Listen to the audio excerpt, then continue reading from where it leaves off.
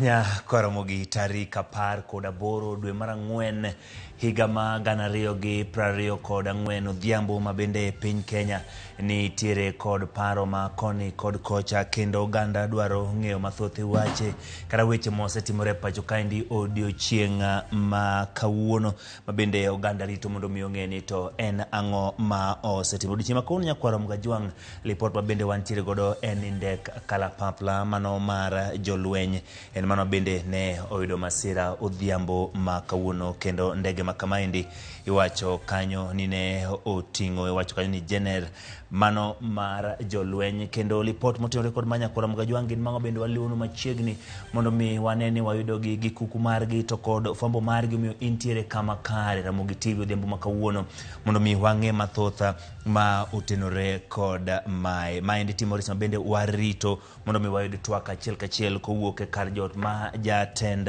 piny kotenore kod masira ma bende otimore mano mar ndeka jolweny ma bende biro yang to ndegeno machal kamaendi ne oting'o ji machal nadi kanyaka gi sani en mano bende koro kaluwore kod lipot ma wantiere kod lipot ma bende yangonwa kanyo ni Francis Ogola ma bende en jotend lweny en mano bende ne nitiere ndege no ero ma bende oyudo masira odiochieng' ma kawuono kara iwacho ni midhiambo kendo waluwo mondo mi wayud ote ma otenore kod mano ka bende report ma bende wayudo gi lakseche geno to mondo mi wayud achiel kachiel kowuok kuom iwacho kanyo ni kar jot ma jatend piny lipot kod ote maler motenore kod masira ma kama king'iyo kanyo wang' jowi mari en masira ma ndege mar KDF mar jolweny maduong' bende oganda temo ng'eyo ni to gin jomage mane nitiere iye kanyo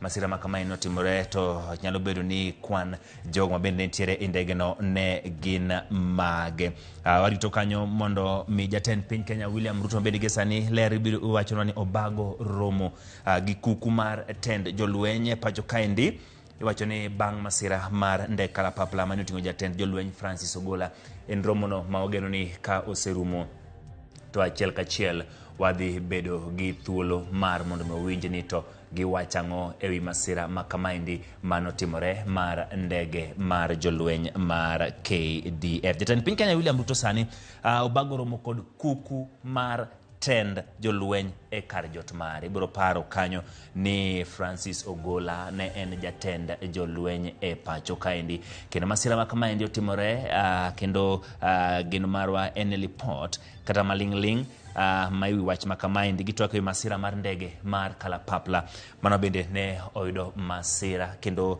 wach ma warito gi sani en ni mondo mi oyango to ndege no ne oting'o ji marom nade ne gin jomage to ang'o manyalo bedo ni giseyudo kaka tend pacho kaendi kotenore kod masira ni kaka nosiyango kane masira ma kama en mano ma bende oting'o jotend jolweny igeno dhi golo report makende e thuolo machuok kende mabiro ewi masira ma oganda jo Kenya mathoth koni kod kocha osebedo kaloso e mbui kendo motelo kanyo jawach elo wacho ni kar jot ma jatend piny wacho ni oganda jo Kenya obed gi horuok kendo giwe ng'iyo koni kod kocha lipode mohiu ma pod ok oyangi e seche ma giikore mondo mi gimi jo Kenya ler ewi wach machal kamaendi koro gi sani jatend piny Kenya William Ruto obago romo gi kuku mar tend jolweny e kar jot mare matieni jogo magin jotend jolweny manitiere gi sani mantiere boma ma Nairobi to kod mamoko manyalo bedo nitiere machiegni nitiere e kar jot ma jatend piny kendo gitwak ewi masira mar ndege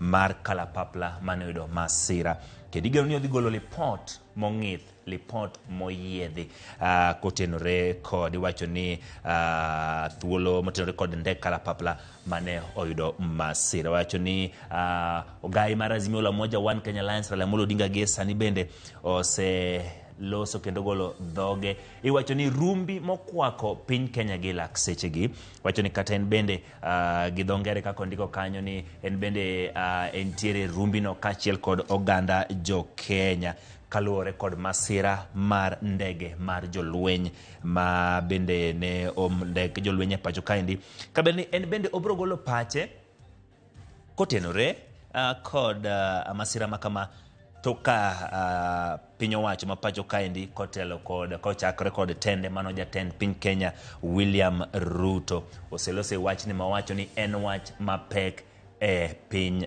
Kenya. Mano kaluwore kod Dennis Onyango bende loso elo ogai mar Azimio la Umoja One Kenya Alliance la Amolo Odinga. Wacho ni en bende entiere rumbi ma oganda jo Kenya entiere gie sani madwaro ng'eyo adiera ewi wach machal kama. Kata kamano oyango kanyo ni obiro loso tok ka jatend piny Kenya William Ruto to kod telo mapacho kaendi oseloso kendo osemiyo oganda jo Kenya ler ewi masira mar ndege mar jolweny mar KDF. En gino ma dhi nyime kendo gie sani kata wan kaendi achiel kachiel kineno Ramogi TV warito mondo mi iwacho kanyo ni jatend piny Kenya William Ruto kaachiel kod kuku mar tend jolweny magisani nitiere romo kendo gintiere kar jot mare mondo miwuog oko kendo mi gilerno ni to ang'o mane otimore kaluwore kod masira mar ndege mar jolweny. Gitwak ewi masira mar ndege no mar kalapapla mano bende do masira ka igeno ni odhi golo report makende thuolo machok mabiro ewi masira no mano mane otimore. En wach mabende nyakwaro Mgajwang' waluwo machiegni kendo mbele kanyo obedo gi paro mopogore opogore kod oganda moseloso kanore kod masira no ero kendo nyalo bedo gi report motenore kod moko kuom gigo manyalo bedo notimore kotenore kod masira ma kamaendi to kod lipode mamoko manyalo bedo otenore kod kwan masira mosetimore kotenore kod ndeke mag jolweny. Gima rito gie sani en mondo mi wacho ni jatend piny Kenya William Ruto e romo magi bagono kaachiel kod jotend jolweny mabende dhi nyime kar jot mare mondo mi giwuogo kendo gitwag kod oganda jo Kenya. Gima gitwake maduong' en masira mar ndege mar jolweny. Kaluwore gi mano bende nyiso kanyo ogai mar Azimio la Umoja One Kenya Alliance la Amolo Odinga bende oselose wachni ka bende en bende entiere e rumbi momako oganda jo Kenya.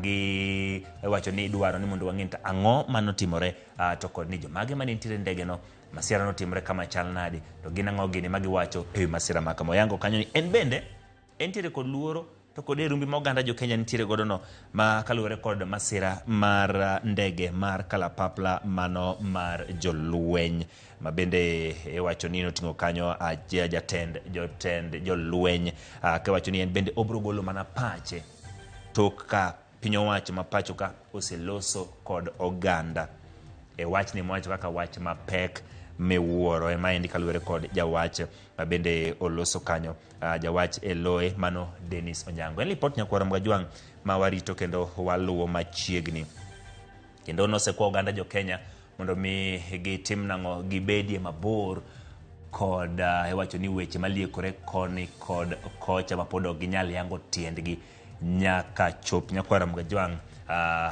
chop kanyo gimiwa ler ewi wach mar masira mar ndege mar jolweny. Waluwo kanyo achiel kachiel kowuok e kar jot ma jatend piny Kenya mano William Ruto kotenore kod romo margi no karito mondo mi wawinje ni to en ang'o manyatimore ndege ma kama do masira kama chal nadi jomaga manyalo bedo ni nitiere e ndege no to en ang'o magiwacho kotenore kod mano wach marito gi laksiji nikech gie sani kaka yangu nyakwaro Mgajwang' en ni romo dhi nyime e kar jot mar jatend piny William Ruto kotenore kod masira mar ndege no mar kalapapla kariuri kodwa. En wach mabende osebedo ka tuch chiegni sani seche koro 4 chakre ne otimre kendo en manondo meluwo machiegni koni kod kocha. Jatend jolweny mano jatend jolweny wacho ni ma pacho kaendi achiel kuom jogo mane nitiere e ndege no mabende ne oyudo masira kage sani en mana mondo wang'e ni oyange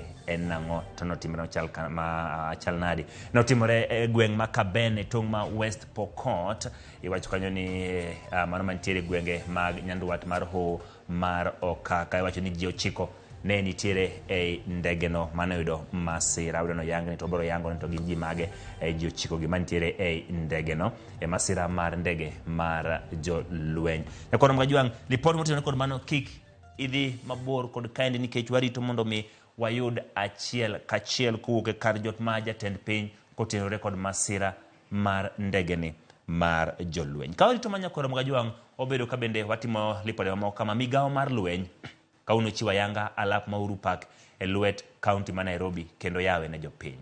Ka olosi kindino gavana ma Nairobi Johnson Sakaja lano ni alap ma Uhuru Park koro yawe ne jopiny kendo onge chudo ma ibiro juogo jopiny modhi yweyo kuro. Kata kamano jopiny magombo yweyo alap ma Central Park tibiro juogo omenda machuok bang'e yawe e jumbe mabiro. Uhuru Park osebedo ka olor chakre higa mar 2022 kaka yo mar miyo jolweny thuolo mar konge kendo miye sura malombo wang'.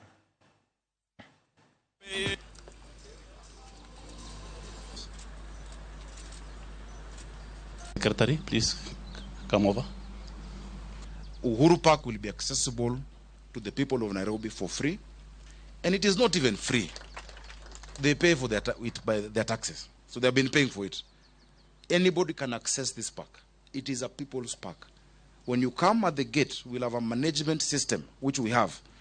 Already it is at these two gates, gate D and gate, I think that is gate A, where you have your identification.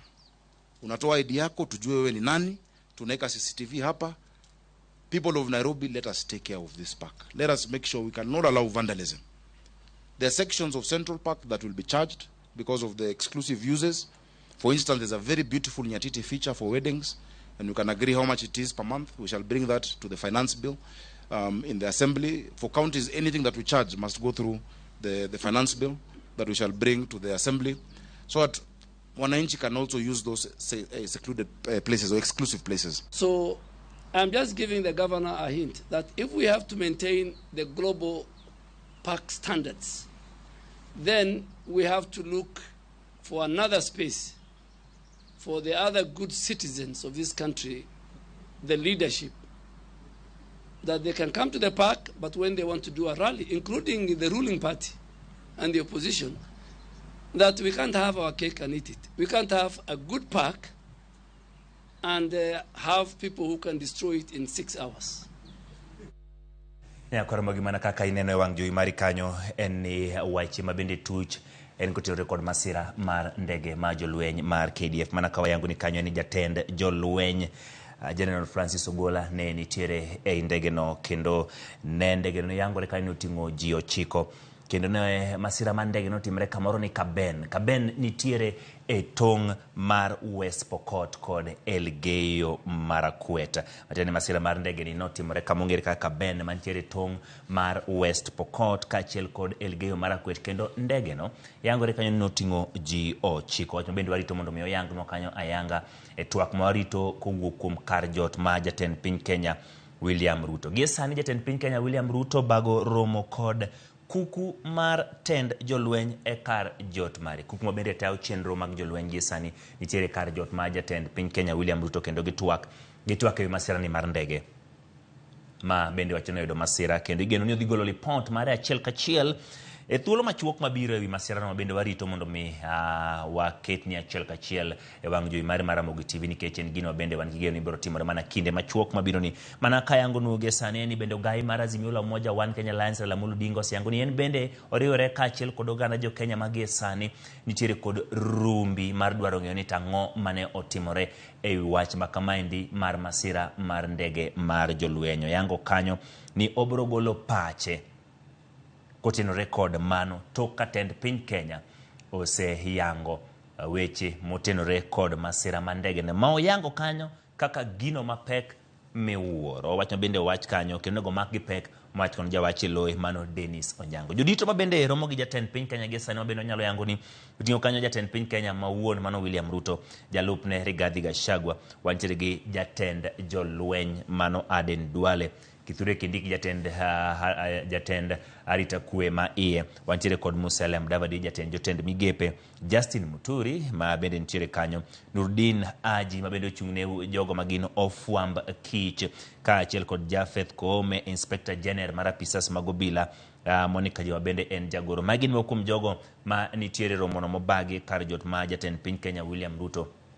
Kendo toka gisebedo kod twak, toka gisewuok e romo margi no, wan gigeno ni gibiro biro achiel kachiel mondo mi gitwak. Ka ng'ano mariwore kodwa, wach mabende gibedo ka gitwak en otenore kod masira mar ndege mar jolweny. En masira motimore kiwacho ni jatend jolweny General Francis Ogola ne nitiere e ndege no, kendo no timore kamoro ni Kaben mantiere e tong' mar West Pokot kod Elgeyo Marakwet. Mabende wasefwambo kendo mwa yangu nugi sani en ni chal ni ji 9 ne nitiere e ndege no. Warito mondo mi omiwa ler e wach machal kamano. Ka wadhi nyime en ni piny owacho e kaunti ma Migori ondiko jende 400 kaunti mangima e chenro mar kaunti mazingira program madhi konyo keto ler e chirni kaachiel kod bombe e kaunti no. Jojuma miyowa ler ewi wachno.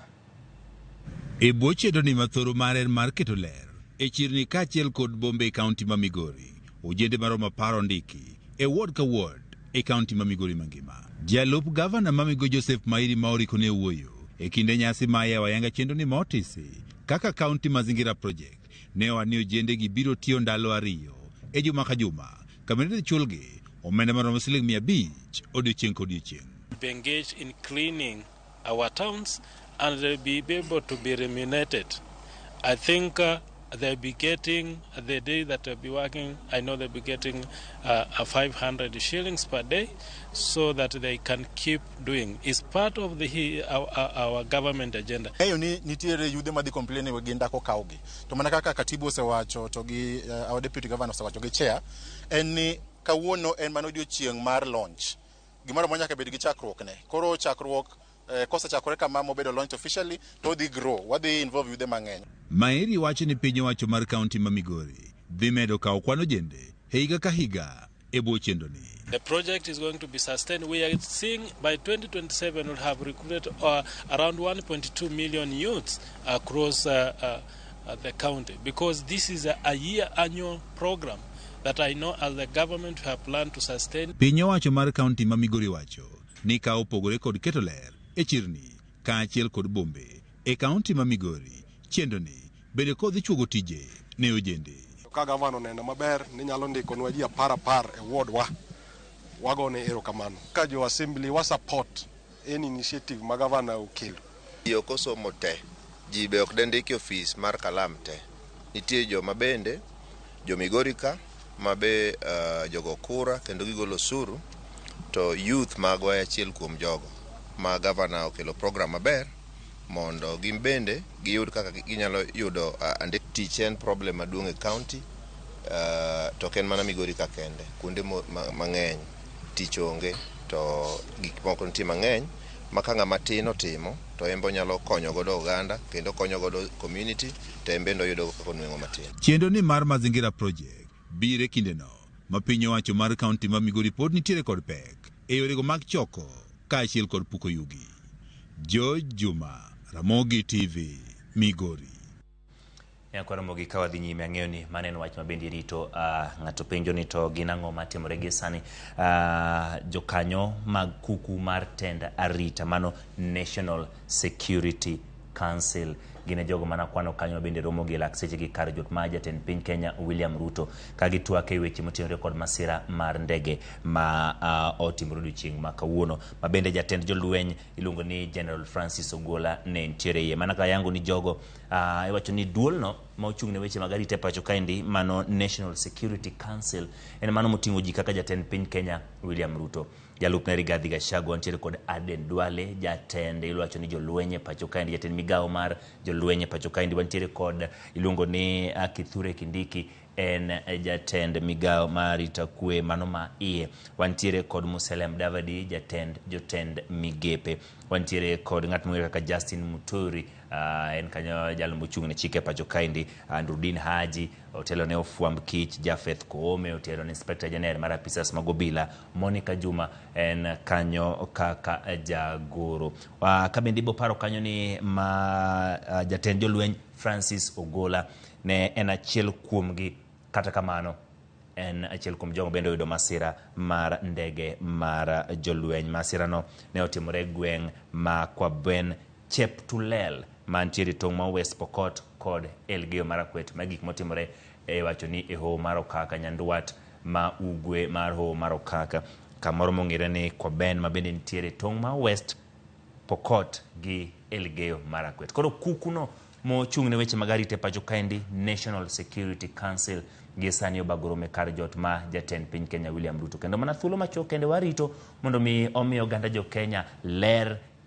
kotenore kod masira mano mar ndege ma jolweny KDF. Ka wadhi nyime, Joe Irungu jal manong'adne kum mar tho gi doho oro kwayo ne doho mamalo mondo range tielo machielo ng'eto manomiye wi nek ma nyadendi Monica Kimani. Judith Omondi miyowa mathoth.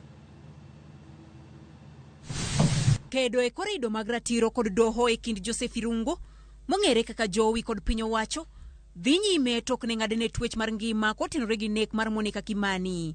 Irungu omako apil makwedo ng'eto mar jang'ad buche Grace Nzioka mar twech ngimane duto. Burano omako e doho mamalo kidieny mar ratiro mar oganda. Odwaro mondo mi doho wit oko kendo lok ng'etono ka oyango ni odonjore kod ratiro mage. Bende odonjo ne Aton Jenner ka odwaro mondo mi oyang ne chike motenore kod twech mag ngima dhi ataro gi pend chike kare 25 gi 26 kendo ok gichiwo thuolo mar twech mar ngima ka oyango ni ng'eto mane ochiw ne dwe mar adek higani dhi ataro gi chikego. Irungu ma jahigni 33 ne oyud kod ketho mar nek mar nyadendi Monica Kimani e kar dak ma Kilimani e boma ma Nairobi e otieno mar tarik 19 dwe mar 9 higa 2018. Jang'ad buche Nzioka ne ong'ado ni nek mar Monica Kimani ne en ma ochan kendo ng'ado twech mar ngima ne Irungu. Judith Omondi, Ramogi TV. Koromo gi tok lipot ma Judith Omondi nobro kawo yueyo, kata kamano kapok wakawo yueyo par ni wach mabende warito gi liyo kendo mang'eni oganda jo Kenya ng'iyo koni kod kocha e mbui kuonde mag yudo wach kata mag fwambo en motenore kod masira mane otimore mar ndege mar jolweny mabende otimre kamoro ni Kaben mabende nitiere tong' ma West Pokot kaachiel kod Elgeyo Marakwet.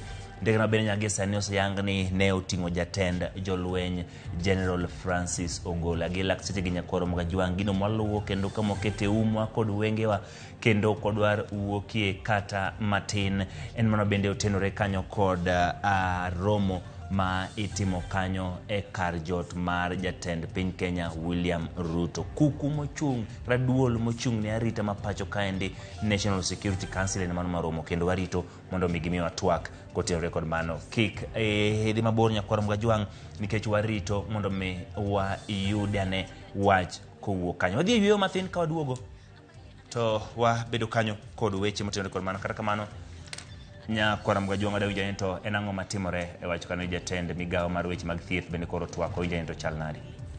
The others that can be sorted out with the county governments.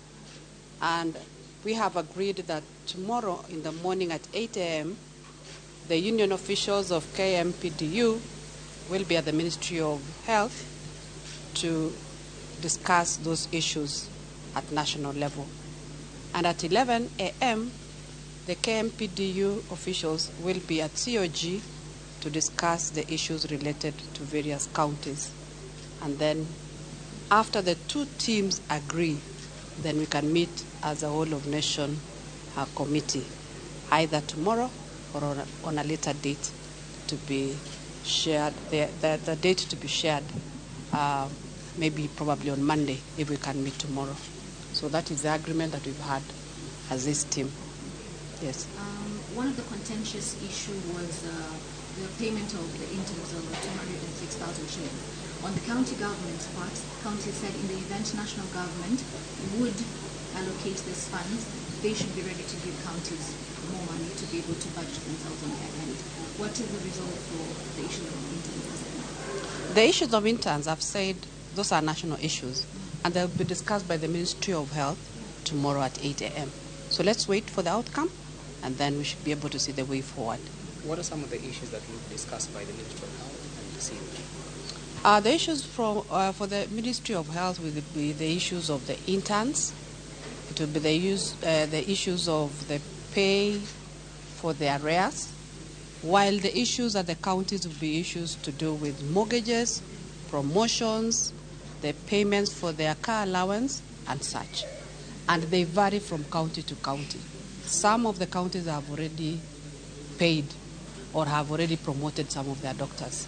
Other counties have not. So we are waiting to see what will come out of that meeting at the COG. For example, they talk of the comprehensive insurance that has not been paid by 11 counties. So you can clearly see that most of the counties have paid. It is just 11 counties that we are waiting for them to align themselves and pay. Thank you. My last question would be, there were threats coming, in as much as, yes, we're divided national government and county government, there were counties that had issued warnings to the striking doctors, So has this matter been addressed inside following? You said that counties are supposed to address some of the issues before. How will we address county issues yet there are already threats from the county governments? We have agreed that we are going to have an agreement on the issues that cut across all the counties. For the individual counties, we will leave the unions to discuss with individual counties. Yes. And then we'll be able to discuss on the return to work formula after all these issues are sorted. Thank you. So as of now, the strike is still on? Yes, they've not called off. So we are looking forward to tomorrow. They might call it off tomorrow. Thank you for your time.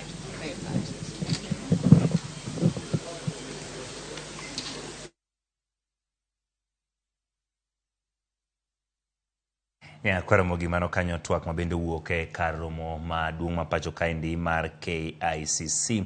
Jomane kanyo gin iwacho ni jokanyo kata apisas mag piny owacho to kod joma bende gin riwruoge mag lakteche. Kaluwore kod ng'anyo ma lakteche mosebedo ka dhi nyime pacho kaendi. Ng'anyo mosekao ma ok tin ne dwe achiel kendo jotuo koni kod kocha osebedo ka wacho ni nitiere kod pek. Lakteche osebedo ndara kidienje gi mopogore kod riwruok mag chakore kod KMPDU, mano mar clinical officers, mago ma jok matimo pimo, mago mag jo laboratory gi technicians, gin mago mosebedo ka nitiere ng'anyo kendo gima piny owacho temo manyo sani kaka inyalo tiek ng'anyo mar lakteche. Winjo ka weche ma ilose kanyo gin weche motenore kod chudo, weche mag interns, iwacho ni weche motenore kod counties ma pod ok ochulo omenda moyang kanyo ka bendo yango ni gesani to ng'anyo mar lakteche pod dhi nyime. Gin gigeno ni odiochieng' ma kiny ginyalo biro tieko ng'anyo ma kamano. Mano en weche motenore kod iwacho ni ng'anyo mar lakteche mane obagi kar iwacho ni kar romo mar KICC kendo done ogolo chik mondo mi iwacho nang'o negi rom. King'iyo kanyo mano picha bende warito godo mondo mi wayud twak kowuok kuom kar jot ma jatend piny Kenya William Ruto. Wan gi ni kuom kinde machuok kende gibiro wuok e dhot ma olor kanyono kendo gibiro twak kod oganda jo Kenya. Gima warito en ni gibiro twak ka otenore kod masira mar ndege mar jolweny ma bende ne otimore gwenge e tong' mar Elgeyo Marakwet to kod tong' mar West Pokot kamoro ni kwa Bwen. Ndege ne wacho ni oting'o jatend jolweny General Francis Ogola kendo gi sani kuku mar arita ma pacho kaendi National Electronic Security Council en mano marumo kotelne kod jatend piny Kenya William Ruto kendo jotelo mopogore chako golo dhogi e wach machal kama endo bedo gi thuolo mar mondo mi oyud mano kaachiel kod paro mar oganda jo Kenya. Omiyo kik idhi mabor, wakaw yo mana machuok kende ka waduogo wan gi geno mabiro yudo wechegi achiel kachiel mabiro keto oganda jo Kenya to kod piny mangima duto e ler.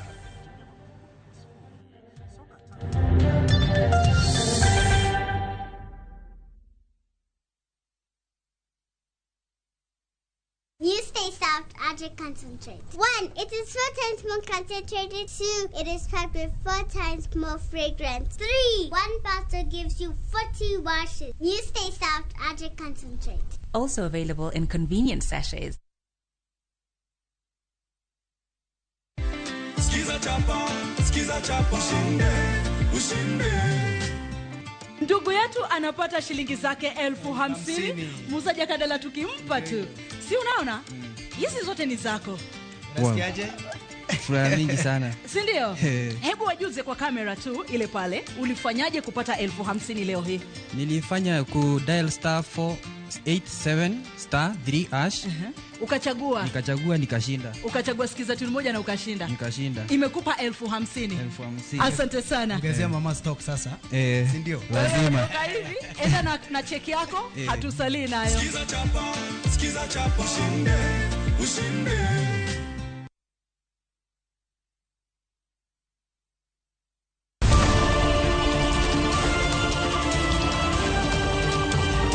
Piny koru torugi mage. Weche manyien. To chuny mbaka en nyiero, ywak kod muodo lak. Matwak kod duond jopiny. Nyakora Mugia Jong machiegni neno weche manyien.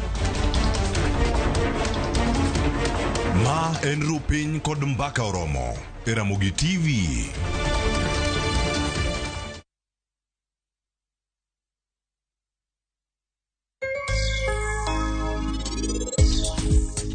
Kendo kitimo bidi matek to iyudo bere ohala moingo tich. Tich inya yudo modeko to ohala tinya yudo pesa kawuono.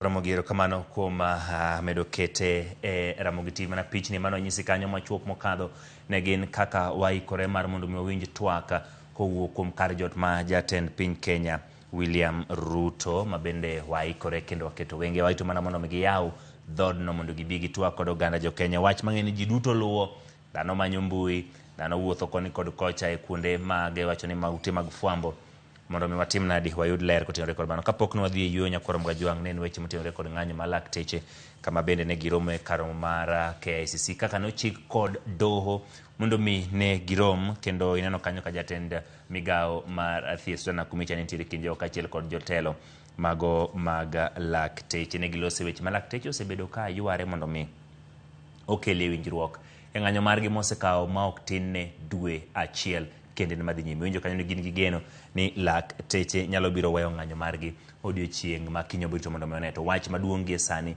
en wach motenore kod masira mar ndege mar jolweny, mano mabende ne otimore e gwenge ma Koben, mabende nitiere e tong' mar West Pokot to kod tong' mar Elgeyo Marakwet. Maling' mabende osedo kata mathin ma osedo tenore ni ji 9 ne nitiere e ndegeno. To e ndegeno jal mabende ne nitiere en jatend jolweny General Francis Ogola, mabende oboito mondo mi koro mi kar jot mar jatend piny Kenya William Ruto mondo mi oyangona ni to chalo nadi, en report mane manitiere kotenore kod wach ma chal kamaendi. Wantiere kanyo kod weche mabende dhi nyime dwani mondo mi wang'e ni to achiel kachiel weche mag lakteche go to pod dhi nadi.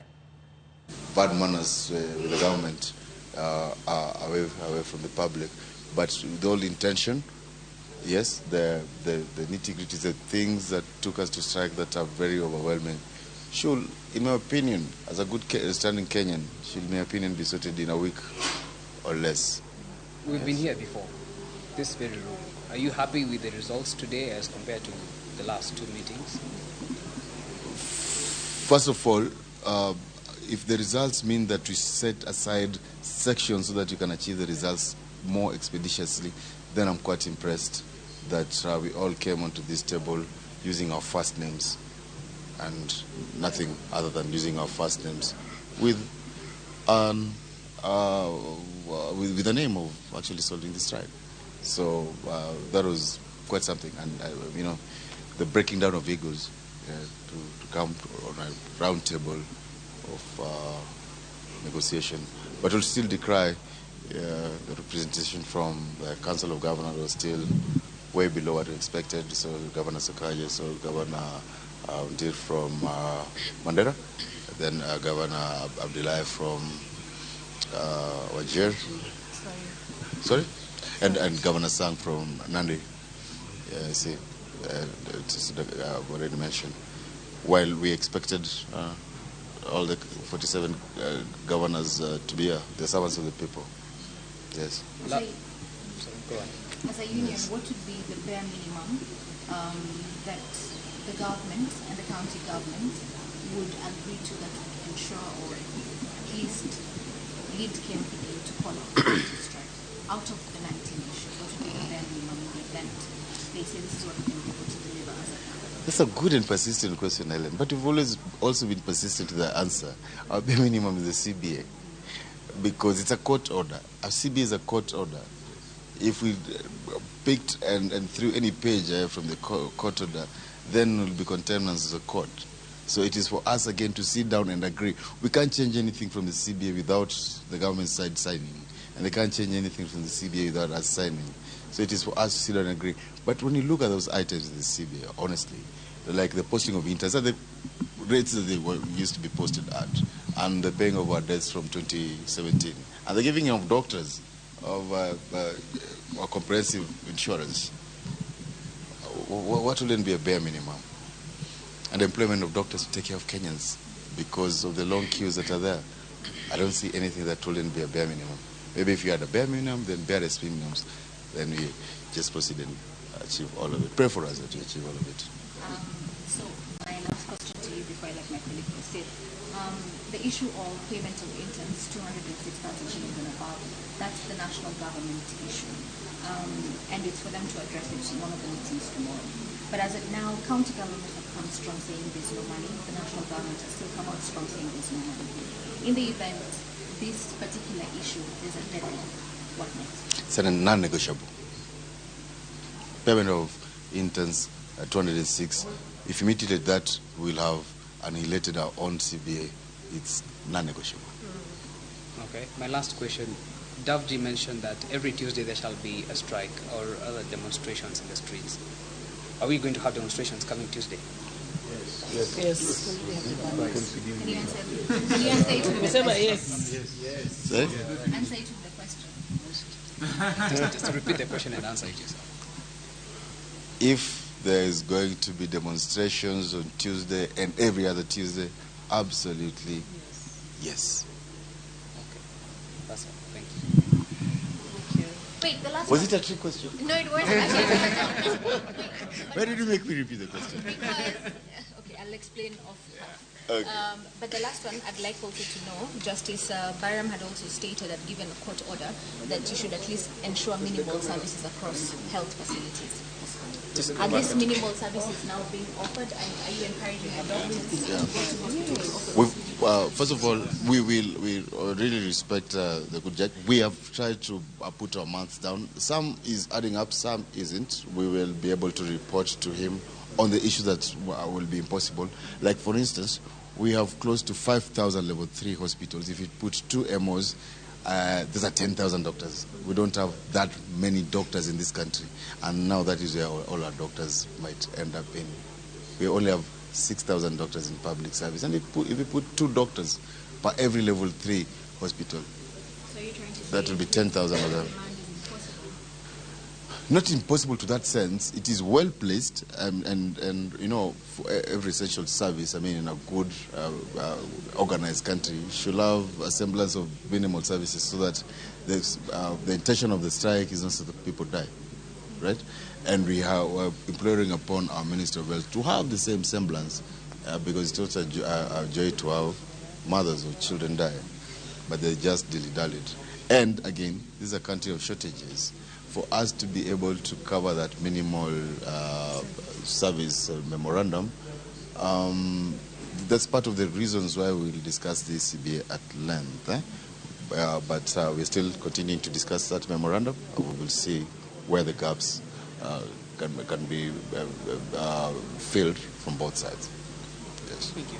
Thank you.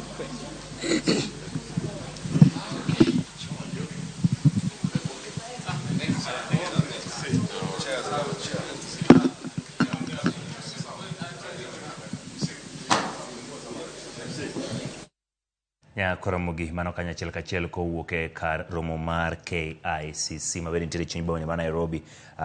Gin romo mano kelo kanyo pisas mag piny owacho, tend migao mar thieth kaachiel kod jotelo mag riwruok mag lakteche mopogore opogore ewi ng'anyo ma lakteche mosebedo kadhi nyime pacho ka en ng'anyo mosekawo ma ok tin ne dwe achiel, kendo lakteche winjo kanyo ka giloso kokadho kuom jakom margi mar KMPDU Laktar Abidan Mwachi mowacho ni gin pod gidhi e weche mag ng'anyo, kendo tich ariyo manyien openje kanyo kapo ni ng'anyo biro dhi nyime, oyango ni ng'anyo pod biro dhi nyime. Bende king'iyo kanyo picha mane nitiere kanyo, ineno kanyo jagoro margi Davji Atela kaachiel kod jotelo mamoko mag riwruoge mamoko mag lakteche. Giyango kanyo ni weche mag dwaro gin wang'o gidwaro ni mondo pod obi olosie. Kane otelo kanyo Susan Nakumicha kane gitwa kanyo ne giyango ni weche motenore kod interns, chudo mag gilose ka gin gigeno ni ng'anyo mar lakteche nyalo biro rumo odiochieng' makiny. Kata kamano winjo kowuok kuom jakom mar lakteche Abidan Mwachi Laktar owacho kanyo ni ng'anyo biro dhi nyime kendo gigeno ni sirikal kata piny owacho biro winjo ng'ur margi kapok gidok mondo mi gitimre nade gidhi e weche motenore kod thieth e pacho kaendi magisebede oko kuom thuolo ma ok tin ne dwe achiel. King'iyo kanyo wang' jowi mari gimorito kanyo gi bathe kanyo en twak kuom jatend piny Kenya William Ruto to kod kuku mar arita e pacho kaendi gin weche motenore kod masira mar ndege mar jolweny, masira mojuko ndege mar jolweny kabinde kotenore kod mano pod waketo wang'wa kanyo achiel kachiel mondo mawinji to bochiro nade. Masira no notimore kamoro ni kwa Bwen mantiere e tong' mar West Pokot kod Elgeyo Marakwet. Ndege no wach masira no tingo ji 9. Jatend jolweny General Francis Ogola ne nitiere e ndege no. Waduto warito ler mondo mi rumbi mantiere mar ni ang'o manyo timore, ji machal nadi mantiere ye kanyo, to ang'o motimore tok kama masira no timore, wang'e kendo wayang e yo makare. Kodhi nyime tend kambi waloso mbolea Kel Chemicals koro wacho ni jatend gi maduong' ne omaki apoya kendo molore jela kuom thuolo bang' romo mane oyuore gi jodito mag piny owacho mabende ne otenore kendo ne ok onyuolo lemo. Jotelo mag kambi no momako chung' margi ni ne ok gichiwo mbolea mabandi, wacho ni ne nitie maling'ling' mar dwaro ni chuny jatendgi kawo ting' mar uso mbolea mabandi e pacho ka. Ne giloso nyim komiti mar od bura odiochieng' ma kawuono. Did not even finish listening to me, and he ordered the police officer to me and Getich to take the DCI Kiambu. That was on Friday now, 5th Friday. They would drop me around 6 o'clock. That time, in fact, even the lawyer also came. Everybody they came. I was with our lawyer, the former Eliza Mwangi. Waramogi mano kanyo kotenore rekod jotelo mag kambi mar Kel Chemicals mabende ne otenore rekod mbolea mewacho ni ne iloso. Giwacho ni jatendgi ne omaki apoya kendo ne ichune mondo mine gikaw ting' kotenore kod mbolea mabandi mosebedi ka ikeyo e pacho kaendi. Nyaka Waramogi king'iyo kanyo wang' jowi mari chakre godhiambo ma kawuono seche koro gin seche chiegni 3 madhi 4 warito ler kotenore kod iwacho ni masira mar ndege mar jolweny. En masira motimore e diere wacho ni odhiambo ma kawuono kendo timore tong' mar Elgeyo Marakwet kaachiel kod tong' mano mar West Pokot kamoro ni kwa Bwen, kendo en ndege mane oting'o jatend jolweny Francis Ogola. Gi sani kuku mar arita e pacho kaendi dhi nyime kod timo romo margi kar jot ma jatend piny Kenya William Ruto. En romo mabende ochuoye kom kanyo kod jatend piny Kenya William Ruto, nitiere kanyo jalupne Rigathi Gachagua, wantiere kanyo kod jatend migawo mar lweny Aden Duale, jatend migawo mar rito kwe ma iye Kithure Kindiki, jotend migepe Musalia Mudavadi, wantiere kod Attorney General ma pacho kaendi, jatend ofwamb kich, jatend apisas mag obila mano gai mar apisas mag obila kaachiel kod jogoro mopogore opogore e migawo mag arita e pacho kaendi. Mao gin jogo maloso duol mochung' weche mag arita e pacho kaendi, National Security Council. Ibiro paro kanyo ni General Francis Ogola mane jatend jolweny bende ne bete duol achiel ni kotenore kod weche mag arita e pacho kaendi. Omiyo gi sani rumbi en mano ma okwako oganda jo Kenya mar dwaro ng'eyo mathoth kotenore kod masira mane otimore mar ndege ma jolweny. Wantiere kanyo achiel kachiel e kar jot mar jatend piny Kenya. Warito ni kangi yao dhot mano nyisou achien kanyo to biro bedo kotwak kod oganda jo Kenya ewi masira mar ndege. Ka dhi nyime, ogai mar Azimio la Umoja Raila Odinga okwedo pogruok mosebedo kadhi nyime duond bura mar ODM. Chakre ne olando dwaro mare madhi laro kom mar riwruok mar AU e chak higani. Ero mano bage karo mar Bomas of Kenya dito mag ODM malero ni mahino margi gi sani en mar tego duond burano mane onegi kawo telo e yiero maduong' mabiro. Jafwambo marwa Eric Owenga lerono mathoth. Ero mokwongo mar adhai mar ODM tok yiero maduong' ma higni 2022, tend duond bura mar ODM ne ochopo Bomas of Kenya mar seto iodgi ahinya to motenore gi kaka ibiro tayo yiero mag kogwenge kochakre giko dweni. Kayo Odinga ne obedo kod ote ne jotelo mag ODM. Baba lakini bado yuko hajaenda kile kazi ya AU. Amesema nahitaji lakini hajapata hiyo kazi. Najua jina atapata. Na hata akipata Addis Ababa ni saa 2 peke yake na ndege kutoka Nairobi. Mimi ningependa nyinyi hapa muungane na muonyesha kwamba ODM sio baba. ODM ni wa Kenya. Chakre Odinga land dwaro mare mar manyo kom ka AUC, kweth moko ya ODM osebedo kamienjo kendo dhiro dwaro mar kao karogai mar ODM. Nyinyi hapa nataka kuuliza, mnajua size ya kiatu ya Raila Odinga? Mnajua hiyo size? Size ya kiatu ya Raila Odinga mimi nikitia mguu na Oparanya kitia mguu bado hatutoshi. There was unnecessary excitement about who will be the party leader. They came artificial groups. I was even grouped in a group that I don't know where that group was decided. Joho was put in another group. Lakini uchaguzi nataka izidishe nguvu ya chama, si kusambaratisha chama.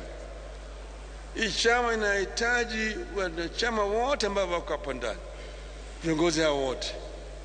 Mimi niko hapa juu, lakini mimi sitakuwa milele na milele. Odinga kata kamano nokwayo ni moloyo to duond bura mar ODM omed mana wuotho kanyakla okang' mowacho ni biro konyogi e yiero maduong' ma higni 2027. We need a team whose single focus is to take this party to power. ODM must rule.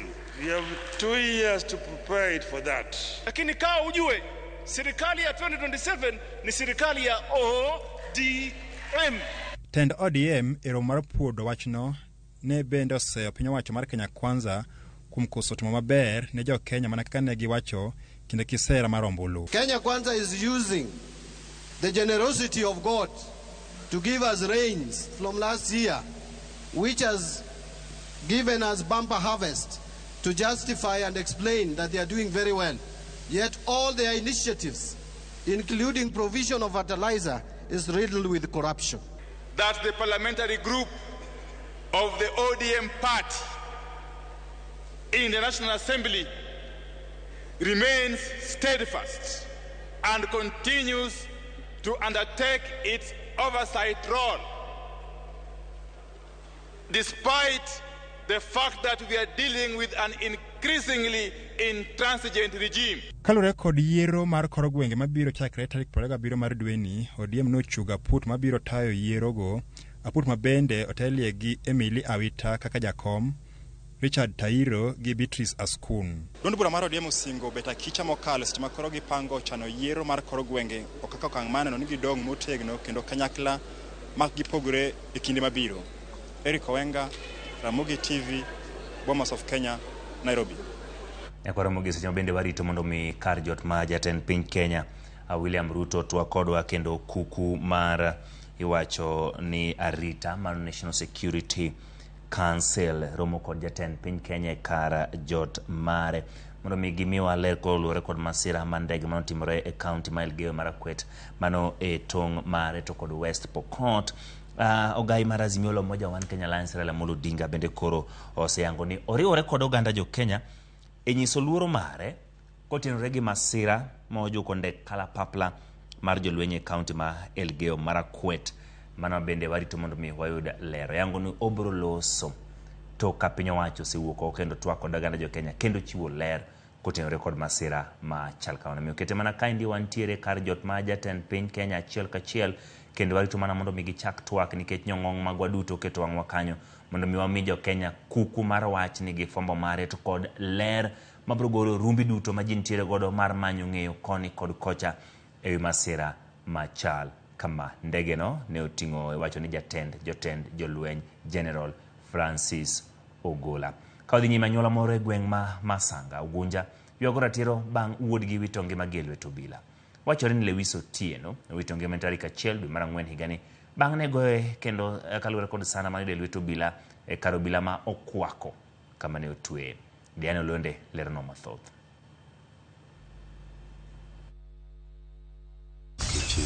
Gweng' ma Masanga manitiere Ugunja kaunti ma Siaya pod nigi lit maluwo tho mar wuodgi. Lewis Otieno wachore ni norado gi thone chieng' wuok tich tarik 1 dwe mar 4 mar higni bang' temo naso adhola kod hinyruok mane oyudo e lwet obila. Kalure gi Dismas Ohanga ma en wuon ma osenindo Lewis, rawerano ma jigni 22 nomak kod obila otieno mar tarik 22 dwe mar adek mar higani, kama wacho ni ne ogoye kar obila ma okwako kendo weye gi hinyruok marach. Kodhi ode to romo kod Assistant Chief Maheriani miluongo ni Isaac Onyango ka gin polis mane bar okwako to jogi ema nokoro goye ma ema thoko wachonaga. Giseyo jalup ruoth Makono ma giwacho ni ema ne omiyo obila thuolo mar mako wuodgi, ma giwacho ni jalup ruothno ne chich godo kaka achiel kuom jogo manie riwruok mar 42 Brothers kendo osebedo kamayo jodak Makono kwe. Notim postmortem bero oyud ka wiye kech tie luth manogo kod itok wiye ka boyud ka remo nokude obwongo. Bas dende nogo mang'eny ko nochuno daktari mondo dhi kuond kumoro amora mane onenega injury. Nochuno daktari beno bar iye oyud ka nyimbich magi ochot. Nyathino kotho ng'ama ywak gi nyinge malit momiyo tho en Assistant Chief iluonge ni Isaac Onyango. Assistant Chief kango nyalo pim malong'o opimie gima ne ng'ano timo poka chiemo to yawa nyaka go betieni akia yathima innocent. Bende giwacho ni Lewis ne en nyathi manigi luor kendo make ne ketho mane ok mare, ok owinjore ka gidwaro ratiro ne wuodgi. Nyathini nyocha nyathi modak ka to onge yore mang'eny maricho ma kata kana winjo gochneno to neno mako madhoga jowadwa. Kaluwore gi komanda mar obila ma Siaya Cleti Kimayo, gisechako timo nonro e wach makamano ka osingo neno ni omak jogo manyalo bedo ni lwetgi ne ochopo e nek mar rawerano. We are not going to hide anything concerning the same. If my officers, the 2 officers, will be implicated by the investigations, they will be arrested and arraigned in court to face the law. Diana Olunde, Ramogi TV.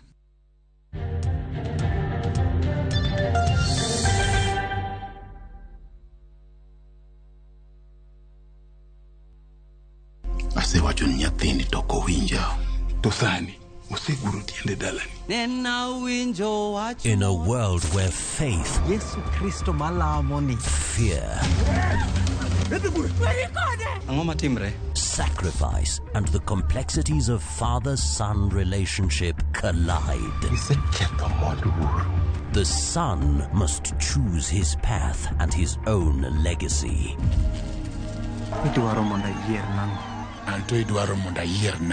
Watch this emotional and riveting story of Dennis in Where the River Divides. Watch the best content on the go only on Viusasa.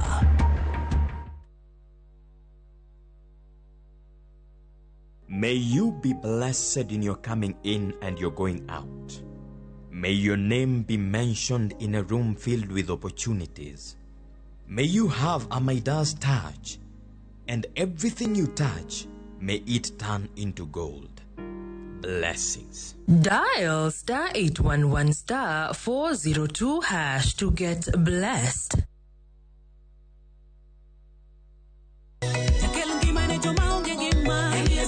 Yud thuolo mar ng'eyo, mor, yie, kod thum mar pako Nyasaye.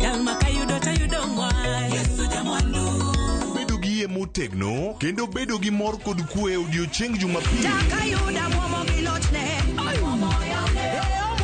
Wakelo ni wende Nyasaye kod jower wende Nyasaye.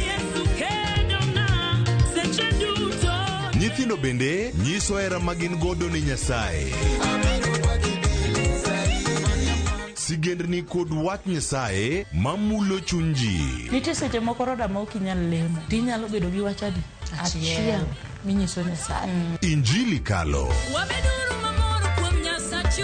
Jumapil ka Jumapil chakre saa 12 okinyi.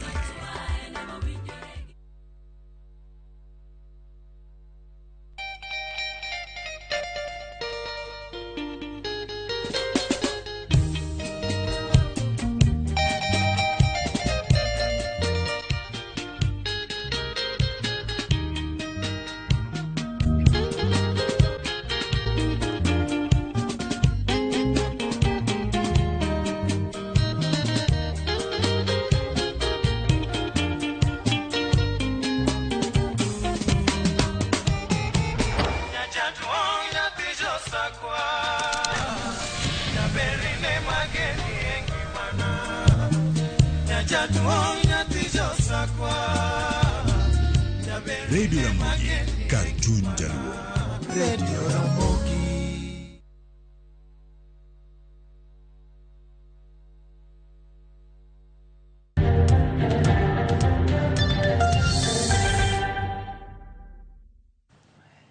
Ramogi kamano kuom medo kete Ramogi TV odiochiengni mar tarik 18 ma oganda jo Kenya ng'iyo koni kod kocha jiringo e mbui kuonde mag tudruok kuonde mag nyalo wach kotenore kod masira mar ndege ma jolweny mano mar KDF. En masira bendo timore odiochieng ma kawuono kendo en mano mabendo weyo ka ji dwaro ng'eyo mathoth ewi jogo mane nitiere ndege mar jolweny. Ang'o manyo timore, jomage manyalo bedo nitiere iye to ang'o mano timore e kinde ma masira ma kamaendi ne obetie. En wach magie sani koro warito mondo mi jatend piny Kenya William Ruto banga gisebago romo kod duol ma ochung'ne arite pacho kaendi National Security Council mabende oting'o jatend piny Kenya William Ruto owuon, mano bende oting'o jalupne Rigathi Gachagua, Aden Duale jatend migawo mar jolweny, Kithure Kindiki jatend migawo mar arita kwe ma iye, Musalia Mudavadi mabende en jotend migepe. Wantiere kanyo kod Justin Muturi mabende ochung'ne Attorney General ma pacho kaendi. Wantiere kod Nurdin Haji mabende en jatend ofwamb kich, kaachiel kod Jafeth Koome mabende Inspector General mar apisas mag obila e pacho kaendi. Wach ma gin go en mano mar jokanyo mag kuku mar tend arita kendo gintiere kod romo. Wacho ni kuku no bende jatend jolweny iwacho kanyo ni Francis Ogola ne en achiel kuomgi. Kama masira ma kawuono ma otimore e tong' mar Elgeyo Marakwet kod West Pokot, kamoro ni Kwabwen, kamoro mong'ere kaka Sindar, eno bende koro iyango ne entiere e iye kanyo ka eno bedo gachiel kuom iwacho ni National Security Council. Gie sani warito mondo mi wayud twak achiel kachiel ka owuok e kar jot ma jatend piny Kenya toka masira ma kamaendi ne otimore mondo mi oyang ni to en ang'o manyo timore to nyalo bedo ni joma ne nitiere iye kanyo ne gin ji machal nadi, nikech yango mana kwan jogo ma bende ilieko ni gin ji 9 gin ji machal nadi mane nitiere ndege no, nikech kaluwore kod chik mana bende ma jolweny gibed kod kwan jogo mane nitiere ndege nikech gin jogo machal nodhi e chenro e gwenge mag nyandwat mar ho mar Okaka ma bende oterogi e tong' mar Elgeyo Marakwet kaachiel kod tong'no mar West Pokot. Mien gino bende waluwo achiel kachiel mondo mi wang'e ni to chal nadi. Bende wach ma bende choponwa kanyo ma bende wayango kanyo en ogai mar Azimio la Umoja One Kenya Alliance Raila Amolo Odinga bende oseriwore kanyo kod jo Kenya e nyiso luoro mare kotenore kod masira ma ojuko ndege no mar jolweny. Mano kalapapla ma jolweny ka bende oyango kanyo ni obiro loso to katend piny Kenya, mano kamotelo jatend piny Kenya William Ruto biro bedo kanyo ka osetwak kod oganda jo Kenya kotenore kod masirano mar ndege mar jolweny mar KDF. Nyokono magajo mapano gima kamaendi en mano machigno timore sani koro en seche 4 nikech wadonjo kanyo saa 2 mar otieno. Ne wabedo kanyo kod masira kata weche matuch motenore kod mano chigni saa 10:11 kendo oganda jo Kenya osebedo karito girumbi koni kod kocha kute mag fwambo kuonde fwambo mbui osebedo kod report mopogore opogore. Nosekwa oganda jo Kenya mondo mi obed kod horuok e weche mag yudo koni kod kocha yu masira machal kamaendi kendo piny owacho noseyango kadho kuom jawach mano kar jot ma jatend piny bende ne oseyango kanyo ni gibiro nyiso oganda jo Kenya ler ewi wach mar masira mar ndege mar jolweny. Gie sani gima warito kendo joganda jo Kenya duto rito, jotelo mopogore opogore rito, piny mangima rito en wach madhi wuok kuom tend piny Kenya magie sani obago romo kamoting'o duolno mochung' ne weche mag arita e pacho kaendi. Ka wadhi nyime moko kuom jonyuol mag skund sekondar mar Upper Hill kawuono ne obago ng'anye skundno mar kwedo medruok mar omenda midwa ni gichul kaka school fees ka bende giywak ewi duoko marach ma giwacho ni nyithindgi yudo. Gisundo bedo gi romo gi tend skundno. Jonyuol wacho ni ok gimor gi wachno ni mar omenda mag skul omedi kendo idwa ni gichul ma ok tin shillings 95 gidwaro ni gol e lemo mar japuonj maduong' mar skundno ma Upper Hill Sekondar manie kaunti ma Nairobi.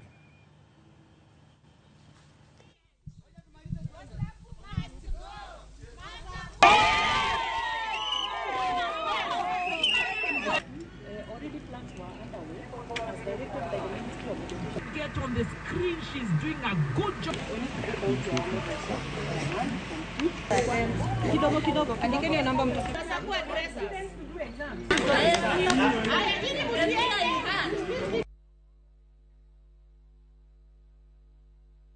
Today we've decided every term this headmaster, principal, Masaku, adds money to our school fees. Right now we are paying school fees like we're in a national school.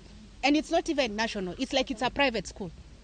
Tukalipiwa tukaongezwa tena 97,000 for this year. 97,000 and change on top. We came here, we were told we have to be paying 20,000 every term for higher purchase of a school pass. If it was you 20,000 every time, sasa hiyo higher purchase ishalipwa. Vile niko na hapa na performance ya mtoto kuanzia form 1 mpaka vile ako saa form 4 ambapo natarajia mtoto hawa anafanya vizuri. Ile performance ya mtoto niko nayo hapa ni ya kuogovya. Mr. Masaku is mismanaging the school.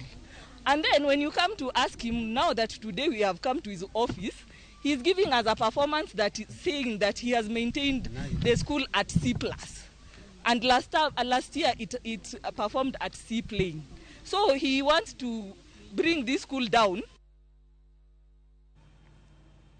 Manonganya mtino record school to kod kake chwalo tende to kod weche mag chudo mag school fees. Bende nya kwara mgajo ankawa dhi nyime ngeni koth chwe gwenge mopogre mabodhi nyime kod yudo report mtino record weche mag koth mapek mamedo chwe. Kinde ni makoth medo burore gwenge mapacho ka jatend migawo mar Afrika ma ugwe penena Malonza osiemo jo Kenya modaki kunde mohula thoro muomore ni mondo gikaw okenge mag bet akicha mondo miki koth roch ngimagi. Wacho ni thoe kod kethruok moko mosene mikelo gi koth osebedo kalore gi dhengruok mar oganda modak e alwora maula mathoth moloe. Kanolo seromo gi jokanyo sekta machiwo kony ne jok ma midhiero yudo e kinde mag masiche mabiro apoya. Malonza wacho ni jo Kenya onego bed akicha kendo dar mapiyo e alwora mohula thoro ketho e kinde mathoth. Kinde ma koth moloe alwora ma aora thoro olo pigene oko kamoko malwora gin Tana River, Garissa, Ugwe, Nyanduat ma Kenya, Imbo ma Kenya kod Homa Okaka. By Article 223, especially in funding, whereby it's an emergency fund that has neither been here or there.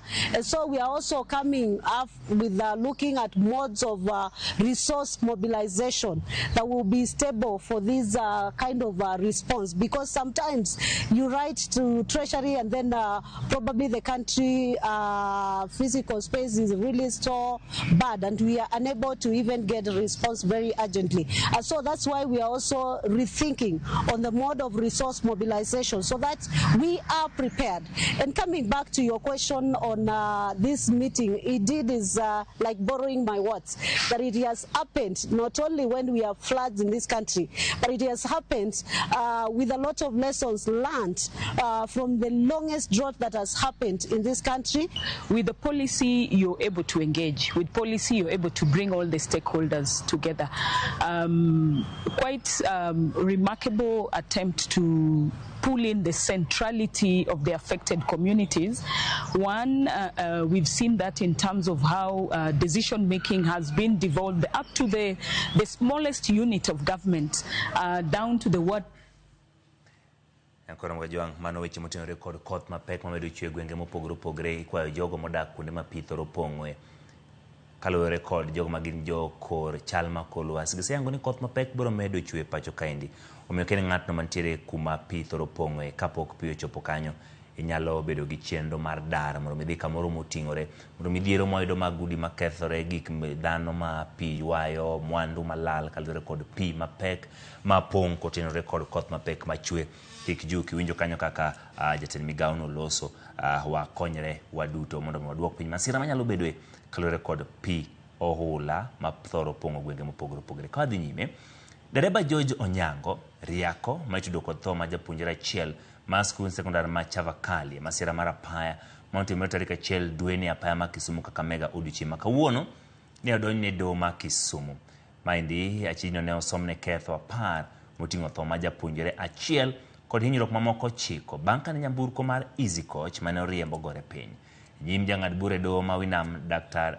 Mtai ne oyango ne otamore yie kethogo kendo ne owe kod omenda mar ambun mar shillings gana 500 kata omenda maching mar shillings gana 100. Burano ibiro winj kendo tarik 25 dweni. Moko kuom jopuonjre marom 23 mane onyore masirano be nyaka sani pok ondiko dhogi e burano. Mano timore.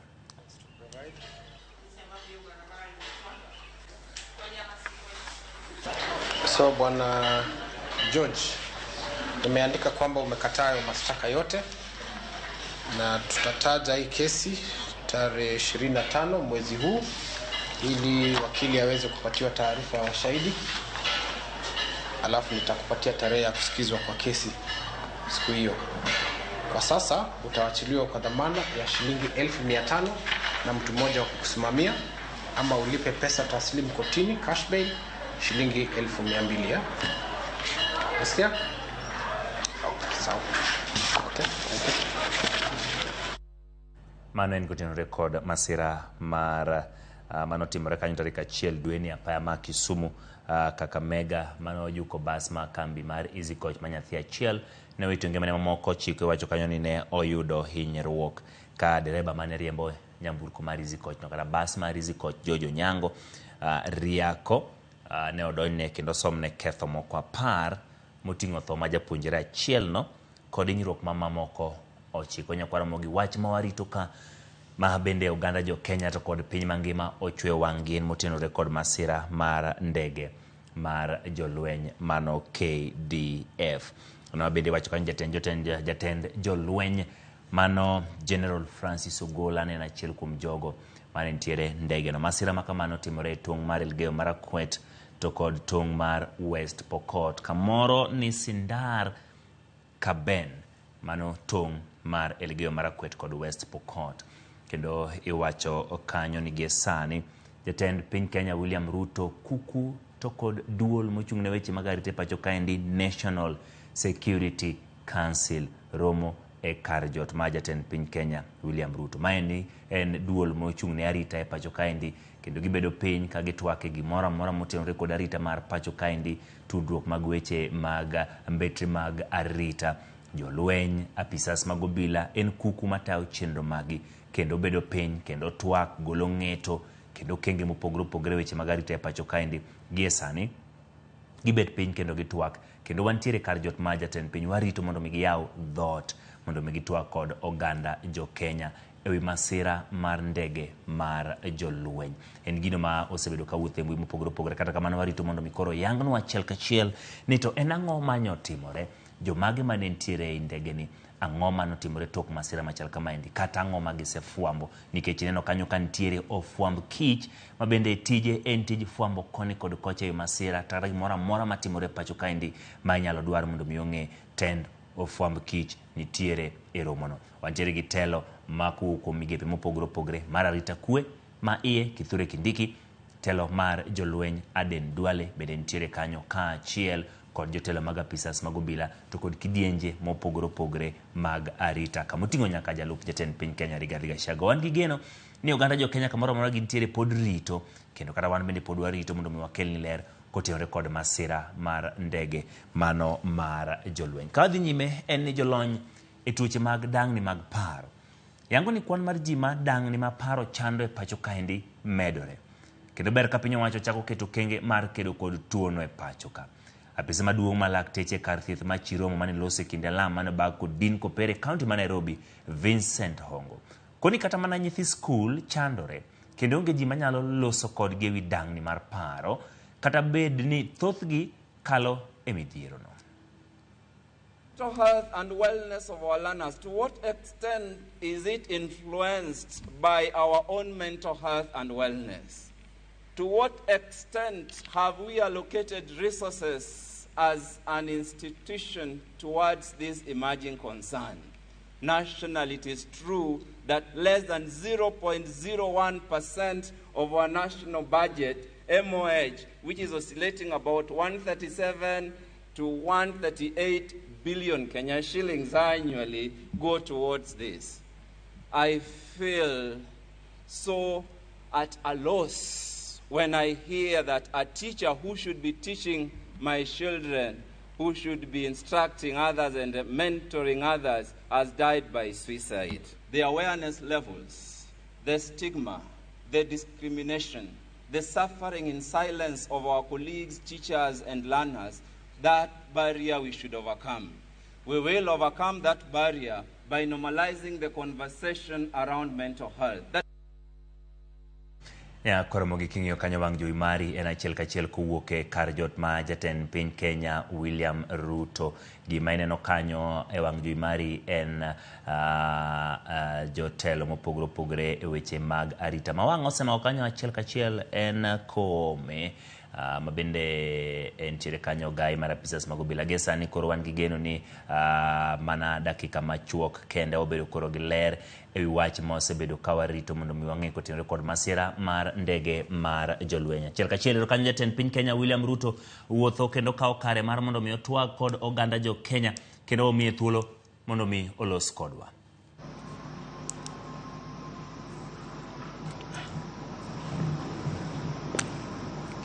Today, at 2:20 p.m., our nation suffered a tragic air accident in Sindar area, Keben location, Tot Division in Elgeyo Marakwet County.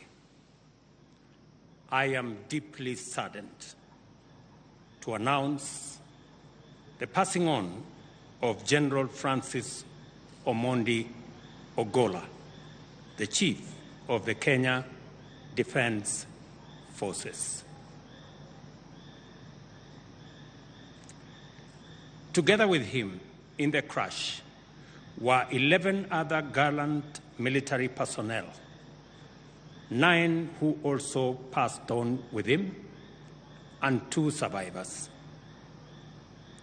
The gallant military personnel who passed on with General Ogola are Brigadier Swale Saidi,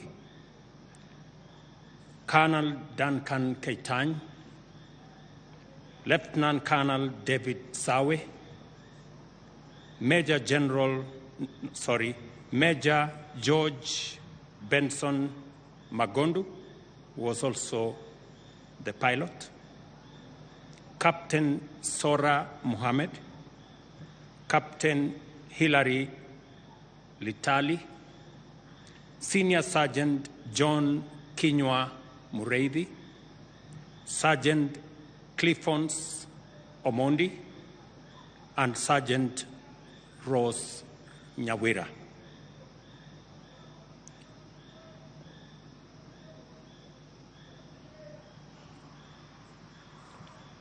The Chief of Defence Forces on board the Kenya Air Force Hiwi helicopter had left Nairobi this morning to visit troops deployed in the North Rift under the Operation Maliza Uhalifu, and to also inspect the ongoing school renovation works in the following schools: Jesitet Primary School, Cheptulel High School, Chepoton Primary School, Ksa Primary School, and Saplimoi Primary School. As part of his working tour, the CDF had been briefed on the security situation by a multi-agency team stationed at Chesitet in Baringo County, after which he proceeded to the Kainuk Forward Operating Base in the Turkana County, where he addressed troops, commending them for their resilience and operational success. The Chief of Defence Forces and his entourage departed from Kainuk to Chesegon in West Pokot County, where he launched the rehabilitation of Cheptulel Boys High School. He then departed Chesegon for the Recruits Training School in Uasin Gishu County, where he was scheduled to inspect construction facilities at the institution. Unfortunately, the aircraft crashed shortly after takeoff. This is a very sad moment, a moment of great sadness. For me, as the Commander-in-Chief of the Kenya Defence Forces, it is a tragic moment for the Kenya Defence Forces fraternity, and it is a most unfortunate day for the nation at large. Our motherland has lost one of her most valiant generals. We have also lost gallant officers, servicemen, and women. The demise of General Ogola is a painful loss to me, and certainly the sorrow we all feel about this passing on is shared by all of the people of Kenya, and most especially the KDF fraternity. A distinguished four-star general has fallen in the course of duty and in the service of country. I convey my deepest condolences to all families that are grieving this untimely loss and our mourning nation as well. May the Almighty God rest their souls in peace and grant their families fortitude at this time of very deep sorrow. I also wish quick recovery to the two injured soldiers in this accident who are now in hospital. The Kenya Air Force has constituted and dispatched an air investigation team to establish the cause of the air crash. In honor of the life and the distinguished military career of the fallen general who lost his life not just while in office, but in active military duty, the nation will observe a period of 3 days of mourning commencing tomorrow, the 19th of April, 2024. During this time of national mourning, the Kenya flag, the Kenya Defence Forces flag, the East African Community flag, and flags of all formations of the military shall fly at half-mast in the Republic of Kenya and in Kenya missions abroad. Poleni sana.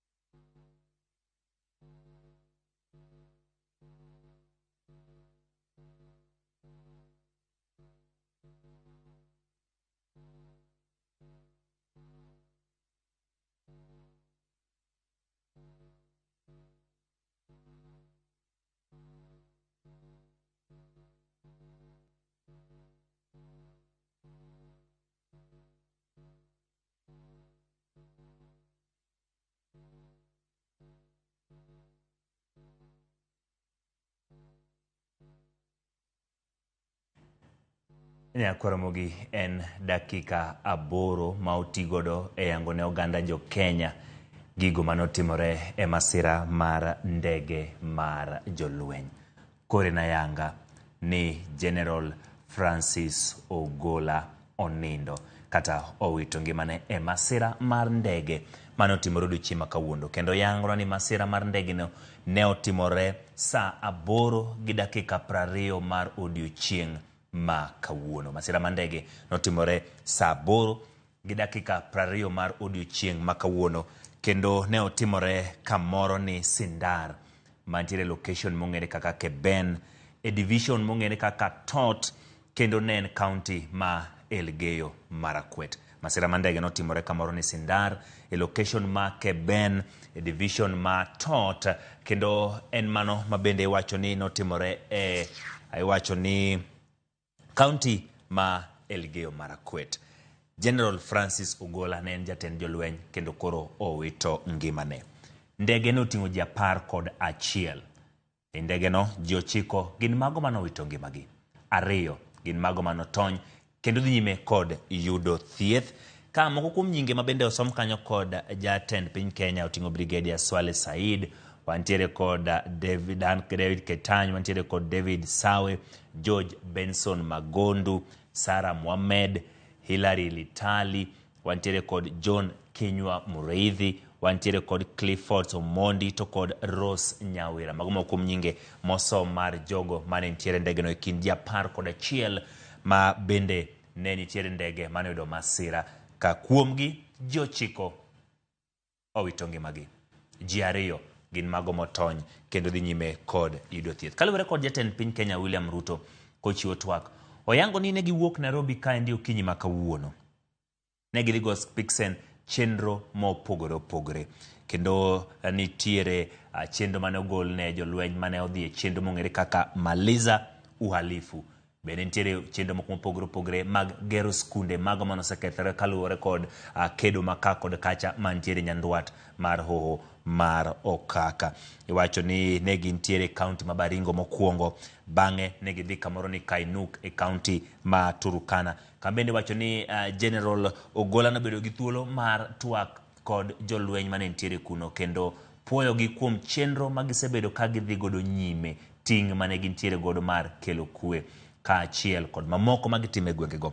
Bang'e nodhi kamoro ni Chesogon mantiere West Pokot, kama nodhi ng'iyo kako osebedi ka ikongo skul moro kanyo mong'ere kaka Cheptulel Boys, mabende nosebedi ka ikongo kaluwore kod kedo makoni kod kocha mane okethe, kendo nodhi ng'iyo kaka chenro makamano dhi nyime. Bang'e nodhi e county ma Uasin Gishu, kama nodhi e kar tiegruok mag jolweny manyien mosekaw mong'ere gi dho ngere kaka recruits.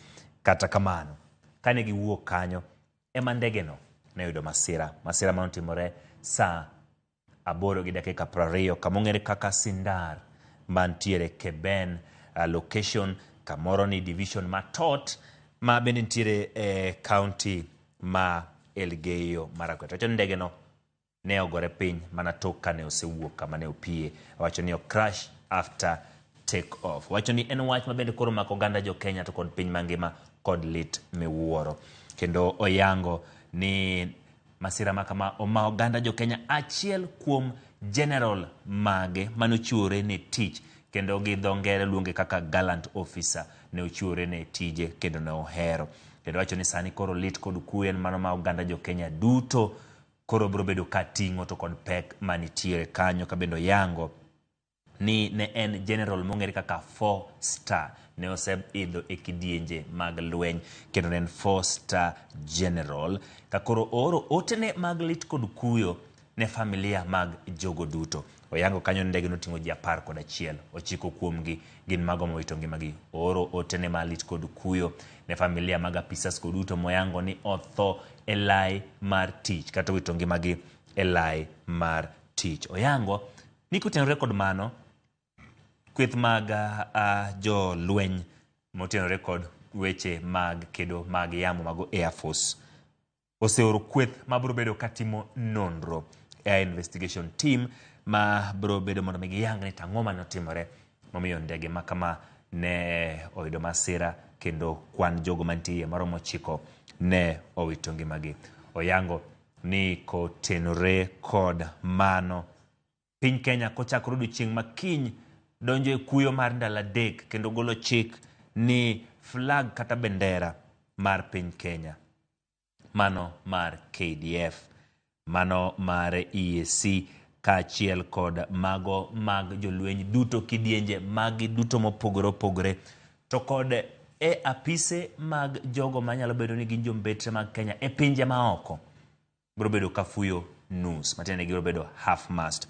Kendo oyango kanyo ni timo mos makende ne oganda jo Kenya kwaro mga juang koro en ayanga, kendo yangore ni General Francis Ogola mane en jatend jolweny owito ngimane kata onindo e masira mar ndege no motimore kawuono kar saa 8:20. En bende twak mochiw kochakore saa 2:11 kod jatend piny Kenya, kendo kane ochako twak ne en saa 2:11 koromo saa 2:19 otieno ma kawuono otieko twak, kendo bang' kosetieko twak to moso moko kuom jotend jolweny mane oyuoro e kar jot ma jatend piny mar mondo mi gin bende ne giwinj ler kowuok kuom jatend piny Kenya. Mana kawaliko ni mana matin nyakwaro mga juang, General Francis Omondi Ogola en wuod Alego Usonga e kaunti ma Siaya.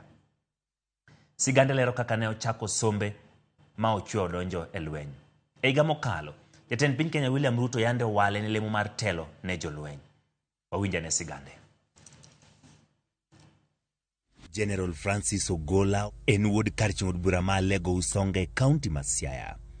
E sigande kaka jalweny, tarik 28 dwe mar Ang'wen higa ma 2023, jatend piny Kenya William Ruto ne ochwale lemo Lieutenant General Francis Omondi Ogola e lemo mar bedo jatend jolweny ma pacho ka. Dignity of the people of Kenya, that I will diligently serve.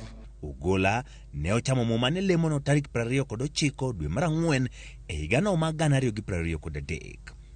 Motelo ne lemo no, Ogola ne en jalup jatend jolweny.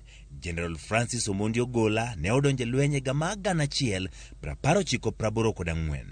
Ne orwake kidieny ma jolweny mag kor lwasi Kenya Air Force e gama 1985.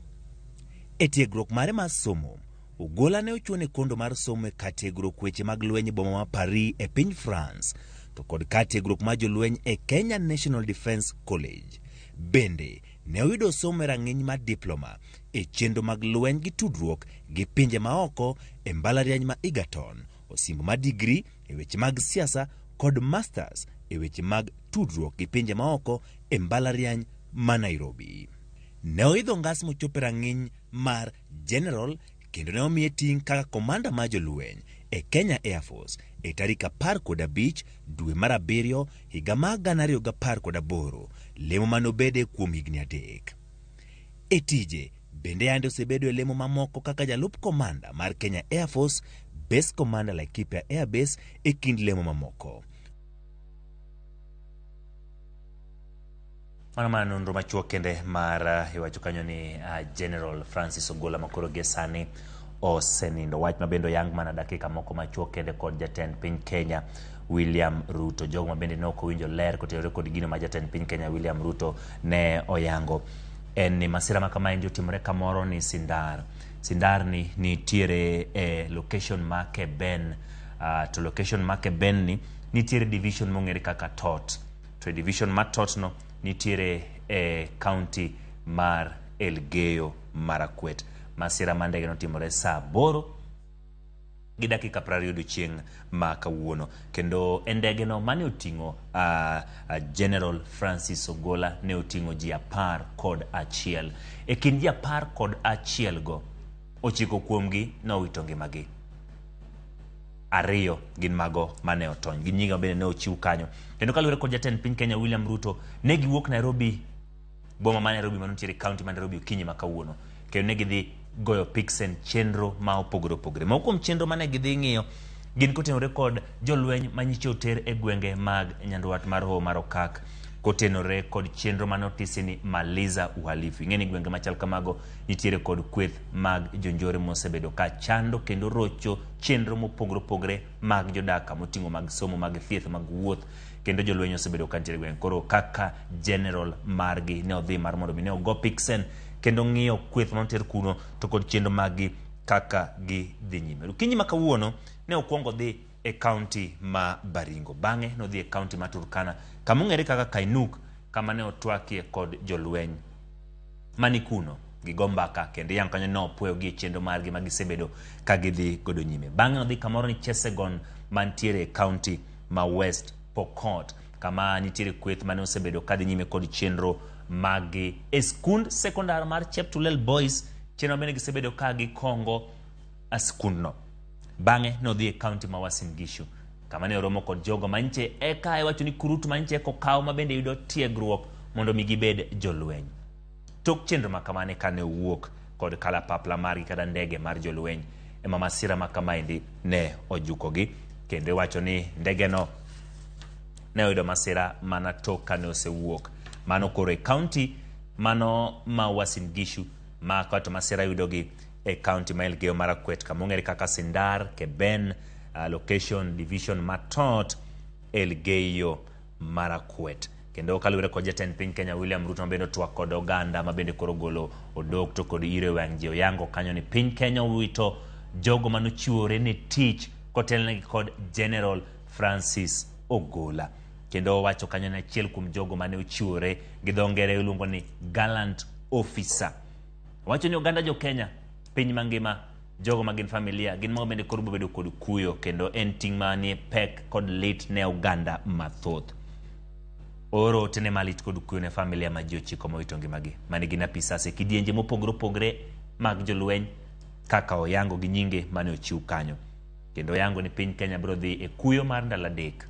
Kuyo ma bende biro weyo ka bendera ma jolweny, bendera mar riwruok mag pinje Afrika ma ugwe, bendera mano mag jolweny duto e kidienje magi mopogore opogore kod apisas mag obila, kendo golo chik ni bende mbetre mopogore opogore mag piny Kenya kuonde ma gintiere piny mangima biro bedo kanyo, ka iwacho ni giketo bendera margi nus mopogore kaka osebedi ka iketo pile ka pile. Utieko kanyo kogone oganda jo Kenya mos mowacho gi dhok mar oswayo kaka poleni sana. Aeto dhi omoso mana jotelo mag jolwenyo bende nitiere kanyo mano yuoro e kukuno, mane bende ne chiwo twak machal kamano to kod romo kapok no chiwo twak. Aeto dok kar jot mare ma ok ochiwo ler mathoth kata mana gima nyalo bedo ni nyalo wach tok mano ne onge, omiyo jatend piny Kenya ne odoke kar jot mare. E kwara mga juang pichni mineno kanyo gin moko kuom pichni motenore kod jolweny ma bende General Francis Ogola ma bende koro sende mago pichni kano chamo muma no kanyo muma bende no chamo ka achiel kod chenro mane oseyuorie ma opogore. En jalno motho ka intiere tich, kendo winjo ka jatend piny Kenya William Ruto yango kanyo ni en ka achiel kod apisas mane owito ngima gi masira odiochieng' ma kawuono ne gichiwore kendo giwito ngimagi ka gintiere e yor tich, iwacho ni in the way of duty. Kendo piny Kenya gi sani koro kuyo. En twak mochiw gi dakika 8 kende, kendo ganda jo Kenya osirito chakre saa 8 mar odiochieng' nyaka saa 2 gi dakika 11 kama jatend piny Kenya William Ruto ne wuok oko mondo mi ne otwag kod oganda jo Kenya. En wach ma bende jotelo mopogore opogore, Ogai mar Azimio la Umoja One Kenya Alliance Raila Amolo Odinga ne oyango ni en bende ne nitiere rumbino mar rem mar ng'eyo, kendo odhi chiwo twak mare mana tok ka jatend piny Kenya William Ruto ne osechiwo twak mare kendo yango ne oganda jo Kenya gino ma otimore to kod kaka ne en. Ma ogin pichni obende nyisowa jolweny to kod jatend piny Kenya William Ruto to kod weche mago mantiere kanyo. Jatend piny olando ndalo 3 mag kuyo ne Kenya, bendera mar Kenya biro ng'aw nus mar siro, mano nus mlingot. To ibiro bedo jolweny mag Kenya osebedo para manyime jiwo arita, kendo nicho chwalgi mane gwenge mag nyanduat mag mar okak mondo mine gidhi giked kod kweth mag jonjore ma osebedo ka chando oganda gwenge go, jokuoge mag dhok, jogo magin jonjore bende osebedo kama ji mopogore opogore moserocho chenro kama oting'o mag thieth mag somo ma kinde ka kinde osebedo kineno kowuok e wang' jowi mari kaluwore kod lipode mowuok e gwengego. Odiochieng' ma kawuono kaka jatendgi ne okawo thuolo mar wuok e boma ma Nairobi en kaachiel kod apisas mamoko 11 mantiere kidienje mopogore opogore mag telo mag jolweny. Ne gin ji 11, ji 9 owito ngimagi, ji 2 gin mago ma otony. E kind jok ma owito ngimagi achiel kuomgi en General Francis Ogola ma koro osenindo. Moko kuom gwenge mane counties mane gilimo odiochieng' ma kawuono en county ma Baringo, county ma Turkana, county ma West Pokot, county ma Uasin Gishu. Ema bang'e koro ne giwuok mondo mi kane gisetieko chenro magi to ndege mane giidho ne do masira mana thuolo machuok kende tok kane osewuok, wacho ni crashed after take off. Ka masira ma kama ojoko gikore county ma Elgeyo Marakwet, kamoro ni Sindar mantiere e location ma Keben, division Matot, Elgeyo Marakwet. Masira no ne otimore saa 8:20 mar odiochieng' ma kawuono. Kendo winjo kogolo ler kanyo ni kolure kod mano apisas mag jolweny kata kidieny mar jolweny mar Air Force oseoro kweth ma bedo ka timo nonro. Kweth ni ting' mare en mar dhi yango ni tang'o mane otimore mane nyalo kelo masira no mar ndege makoro weyo kanyo ka General ma bende en jatend jolweny mar Kenya Francis Ogola onindo. En wach ma bende wageno ni jotelo mopogore opogore bedo kalose kidienje mopogore opogore ma bende bedo kagolo dhogi kaluwore kod masira ma kama indika kama to en ote mag lit kod kuyo ne familia mag moko kuom apisas ma bende nyinge gino yang kaendi Swale Saidi, Duncan Keitany, David Sawe, George Benson Magondu, wantiere kod Hilary Litali, John Kinywa Mureithi, Cliffords Omondi to kod Rose Nyawira. Mago moko kuom jogo mowito ngimagi ma bende ne ntiere kanyo kod jatend jolweny Francis Ogola. En wach ma biro bedo ka waluwo kendo wadhi nyime kod mago ma biro timore tok ka oseyang nwa kod telo mar piny Kenya.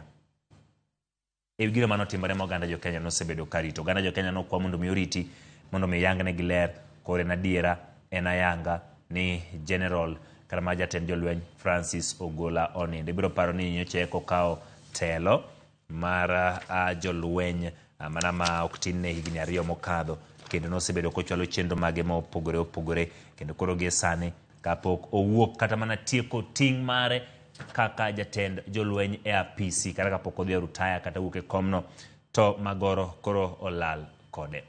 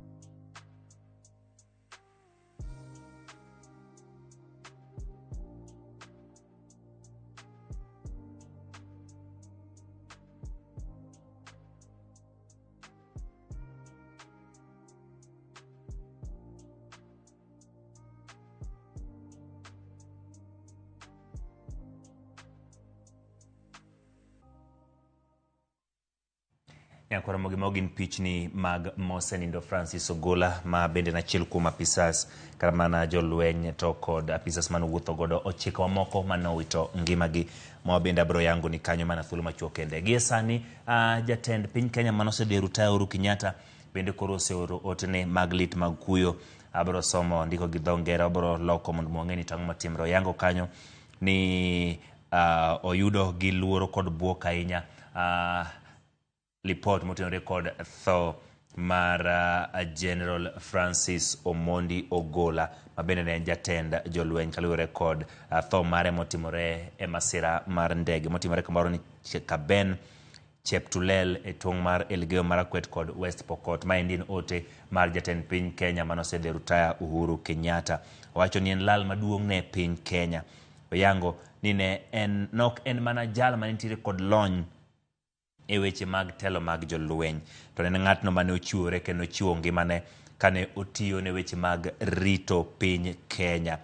Tende, chir mare to kod chiwruok mare kinde mane entiere e weche mag telo ena bende bro oweyo kanyo fuok maduong' e weche mag telo mano mar jolweny e pacho kaendi mangima.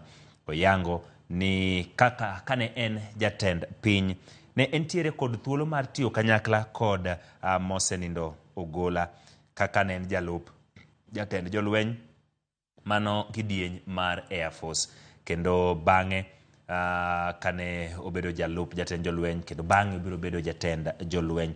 Oyango ni e kinde makoro piny Kenya nitiere kod kuyo, oganda jo Kenya oyior waki ote mare malit kod kuyo ne familia, osiepe kaachiel kod joma moko mabende ne owito jowetegi e masira mar ndege motimore odiochieng' ma kawuono. Oyango ni tije matek kaachiel kod ber manochako kelo weche mag lwenye pacho kaendi odong' kaka ranyisi kendo okopi kod ji mamoko. Mano ote mor kod jatend piny Kenya manosederu Rutaya Uhuru Kenyatta, ote moro mana thuolo machuok kende to ka jatend piny Kenya William Ruto ne oseloso kod oganda. Bende ote ogolo kanyo kuom spika mar od bura mamalo mano kanyo Moses Wetangula mabende oyango ni gie sani oriwre kod oganda jo Kenya to kod jolweny kotenore kod masira mabende weyo kanyo ka jatend jolweny General Francis Ogola wito ngimane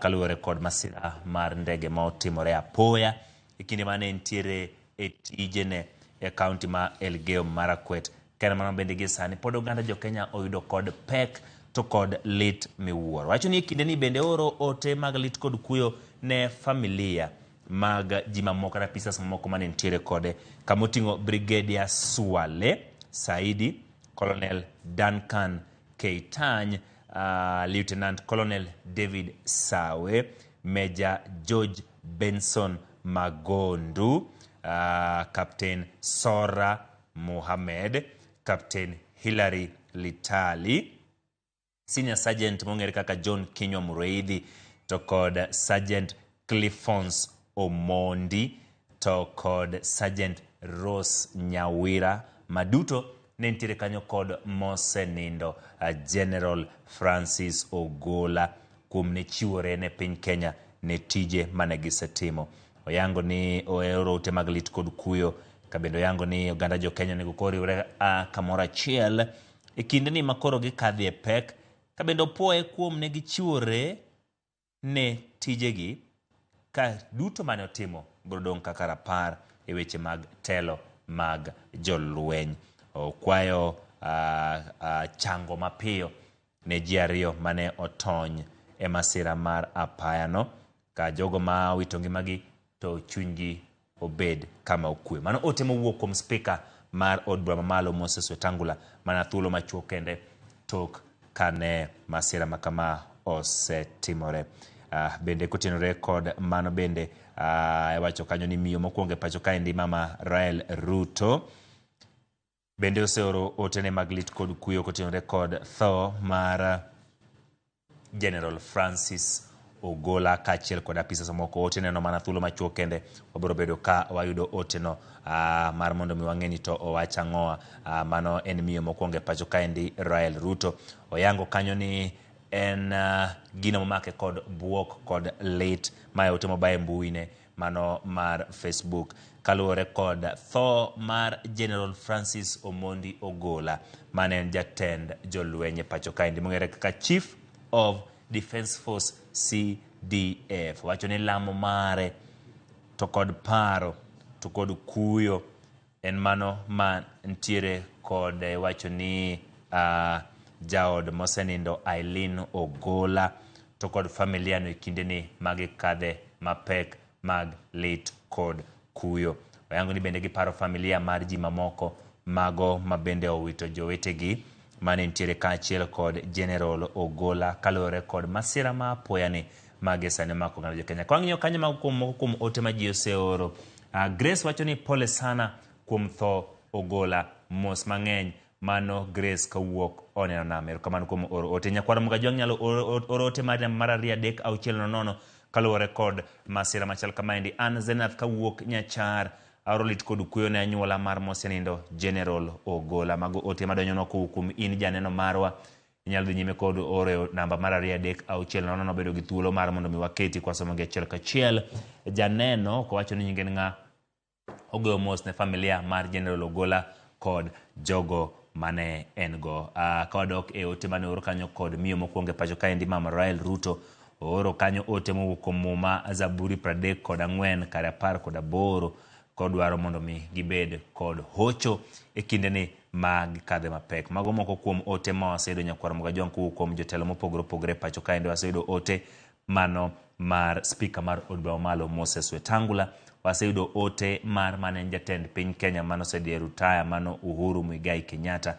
kotenore kod masira ma otimore ne jogo mabende koka riwore kod wagesani masira no otimore saa 8:20 mar odiechieng' ma kawuono ne otimore kamoro ni Sindar Keben location Tot Division Elgeyo Marakwet ndege no noting'o ji 11 ji 9 gin mago moito ngimagi 2 gin mago ma ne otony kakore na yanga General Francis Ogola onindo ne en jatend jolweny nyakwara mga jwang wakaw mana yuyo matin kikidhi mabor kech koro kwa duogo to biro fuono ni matindo motenore kod ngima General Francis Ogola ler mane mantiere gi ote mag jotelo kaachiel kod ote ni bende obedo kawa kaachiel kod ote ma jatend piny Kenya William Ruto kaka ne oyango masirano kod kaka ne otimore to kod gino mane obete kikidhi mabor waduogo